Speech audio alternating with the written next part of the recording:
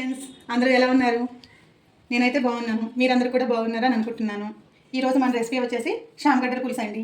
శామగడ్డల పులుసు ఎలా చేయాలంటే ముందుగా శామగడ్డలు తీసుకోవాలి. దాన్ని పొట్టు తీసుకొని ముక్కలు కట్ చేసి పెట్టుకొని ఇలా ఒక ప్లేట్లో పెట్టుకోవాలండి. ఆనియన్స్, పచ్చిమిర్చి అన్నీ రెడీగా పెట్టుకోవాలి. అలాగే చింతపులుసు కూడా పెట్టుకోవాలండి. చింతపులుసు ఉండాలి. శామగడ్డ పులుసు అన్నప్పుడు చింతపులుసుతోనే చేయాలి. ఓకే, ముందుగా కళాయి పెట్టుకొని నూనె వేడెక్కిన తర్వాత దాంట్లో పోపు గింజలు వేయాలండి. పోపు గింజలు వేసిన తర్వాత అవి వేడైన తర్వాత దాంట్లో పచ్చిమిర్చి,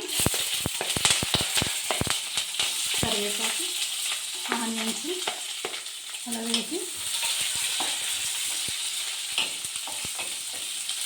ఆనియన్స్, పచ్చిమిర్చి మగ్గించుకోవాలండి. అవి మగ్గిన తర్వాత దాంట్లోనే గంజగడ్డ ముక్కలు కూడా వేయాలండి.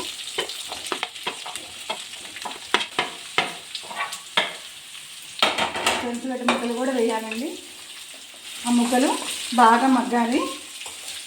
లో ఫ్లేమ్లో పెట్టుకోవాలండి. స్టవ్ని లో ఫ్లేమ్లో పెట్టుకొని బాగా మగ్గించుకోవాలండి. మనకి ఆలుగడ్డ ముక్కలు ఎలా అయితే ఉడుకుతాయో అలా ఉడకాలండి.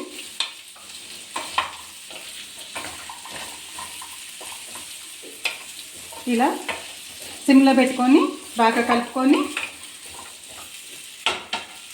ఇలా ఒక 5 minutes మూత పెట్టుకొని ఉండాలి. ఇప్పుడు ముక్కలు ఉడికాయో లేదో ఒకసారి చూద్దామండి.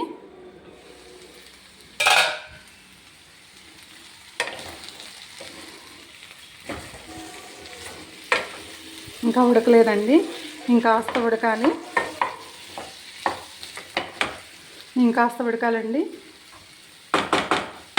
కొంచెం ఇప్పుడు మగ్గాయండి ముక్కలన్నీ. కొంచెం పసుపు వేసుకోవాలి. ఉప్పు కాస్త అండి, ఉప్పు సరిపడా వేసుకోండి.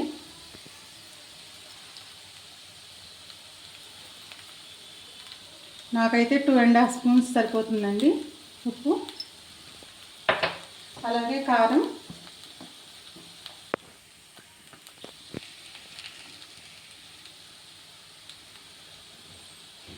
ఓన్లీ కారం కూడా 2.5 spoons అండి. అలాగే గరం మసాలా అండి. ఇవన్నీ నేను ఇంట్లోనే రెడీ చేసుకుంటానండి. గరం మసాలా కూడా ఇది ఎలా తయారు చేసుకోవాలనేది నెక్స్ట్ వీడియోలో పెడతాను. ఇవన్నీ బాగా కలుపుకోవాలండి.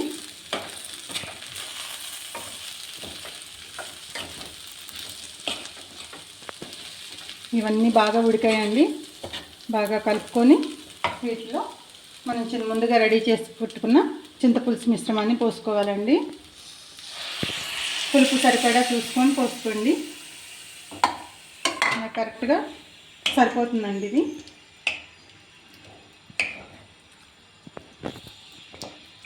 దీన్ని కాసేపు మూత పెట్టి ఉడకనివ్వాలండి. కాస్త దగ్గర పడే వరకు ఉడకనివ్వాలి. ఉడికాయండి. ఈ ఉడికిన తర్వాత అయిపోయిందండి. బాగా ఉడికింది. గ్రేవీ కూడా దగ్గర పడింది. కర్రీ రెడీ అయిందండి. దీంట్లో కొంచెం షుగర్ యాడ్ చేసుకోవాలండి. కొంచెం 1 spoon మందమే కొంచెం షుగర్ యాడ్ చేసుకోవాలండి.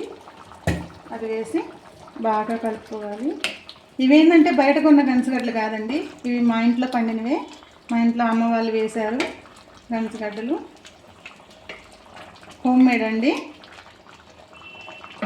చాలా టేస్టీగా ఉంటాయి. ఇక లాస్ట్గా కొత్తిమీర వేసుకొని కలుపుకోవాలి. కొత్తిమీర వేసుకోవాలండి. అయిపోయింది. గంజగడ్డ కర్రీ రెడీ.